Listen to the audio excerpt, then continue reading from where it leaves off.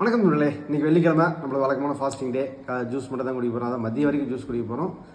முதல்ல என்ன ஜூஸ் பார்த்திங்கன்னா, இது வந்து என்ன முலாம்பழம் ஜூஸ். இது முலாம்பழம் ஜூஸில் கொஞ்சோண்டு வந்து கருப்பட்டி போட்டு அரைச்சி வச்சுருக்கோம். இதுதான் இன்றைக்கி காலையில் குடிக்க போகிறோம். அதுக்கப்புறம் மிட்டேயில் குடிக்கிறது வந்து தர்பூசணி ஜூஸு. தர்பூசணியில் பார்த்திங்க அப்படின்னா வந்து சர்க்கரைலாம் எதுவுமே போடல, நாட்டு சர்க்கரை எதுவுமே போடல, அப்படியே வெறும் பழத்தை மட்டும் அடித்து வச்சுருக்கிறோம். தர்பூசணியை பற்றி நம்ம ஏற்கனவே பேசியிருக்கிறோம், மருந்து கொஞ்சம் அதிகமாக போடுறதுன்ட்டு. இப்போ வந்து அது பெரிய ஒரு கான்ட்ரவர்சி வந்தது.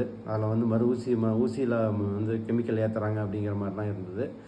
நம்ம அதை பற்றிலாம் பேசலாம். நார்மலாக விளையாடுறப்பே வந்து மருந்து அதிகமாக போட்டால் தான் தர்பூசணி கொஞ்சம் வரும் அப்படிங்கிறனால இது அதுக்காக சாப்பிடவே வேண்டாம்னு சொல்ல. சாப்பிடுங்க, ஜாக்கிரதையாக குறைவாக சாப்பிடுங்க, பார்த்து சாப்பிடுங்க.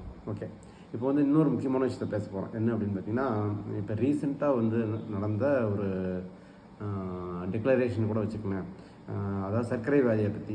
சர்க்கரை வியாதி பார்த்திங்கன்னா ஜென்ரலான ஒப்பீனியன் பார்த்திங்கன்னா, பர்செப்ஷன் என்னென்னு பார்த்திங்கன்னா, ஒல்லியாக இருக்கிறவங்களுக்கு சர்க்கரை வியாதி வராது அப்படின்னு சொல்லி நிறைய பேர் நினச்சிட்டு இருக்கிறாங்க. ஸோ அதை பற்றின ஒரு சின்ன வந்து ஒரு ஆர்டிக்கல் படித்தேன். அதை உங்களோட ஷேர் பண்ணிக்கலாம் தான் சொல்கிறேன். நார்மலாக வந்து சர்க்கரை வியாதி ஏற்கனவே 2 டைப்ஸ் இருக்குன்னு தெரியும். டைப் 1 இருக்கும், டைப் 2 இருக்கும். டைப் 2னா கணையம் வந்து சுத்தமாக, டைப் 1ங்கிறது கணையம் சுத்தமாக வேலை செய்யாமல் குழந்தையிலேருந்தே அவங்களுக்கு வந்து இன்சுலின் போடுற மாதிரி இருக்கிறது. டைப் 2ங்கிறது வந்து கணையம் வந்து வேலை செய்யும், இன்சுலின் குறைவாக இருக்கும், இல்லை சர்க்கரை இன்சுலின் சரியாக வேலை செய்யாமல் இருக்கிறதும் அந்த மாதிரியாக இருக்கிறது வந்து டைப் 2 டயபெட்டிஸு.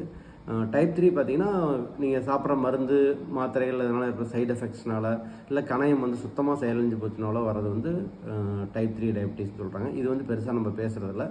4வது டயபெட்டிஸ் பார்த்திங்கன்னா, அந்த பெரும்பாலும் பெண்களுக்கு வந்து கர்ப்பிணி பெண்களுக்கு வர்றது, கர்ப்ப காலத்தில் வர சர்க்கரை வியாதி. இது வந்து 4வது டைப்புன்னு சொல்கிறாங்க. 5வது டைப் பார்த்திங்கன்னா இப்போ புதுசாக கண்டுபிடிச்சிருக்காங்க. என்ன அப்படின்னா, இந்த ஊட்டச்சத்து குறைபாடுனால ஒல்லியாக இருக்கிறவங்களுக்கு டயபெட்டிஸ் வருது அப்படின்னு சொல்லி கண்டுபிடிச்சிருக்காங்க.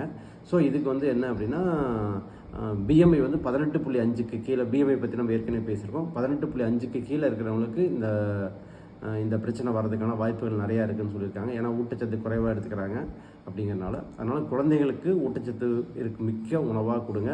குழந்தைங்க குண்டாக இருக்கிறாங்கிறது ஒரு பிரச்சனை அப்படின்னாலும், ஒல்லியாக இருந்தாலும் இது ஒரு பிரச்சனை. இதை வந்து பார்த்திங்க அப்படின்னா, இப்போ இந்த ரீசெண்டாக 2025 ஏப்ரல் 7 வேர்ல்டு டயபெட்டிஸ் காங்கிரஸ் மாநாடு நடந்தது. அதில் வந்து இதை வந்து அங்கீகரிச்சிருக்காங்க.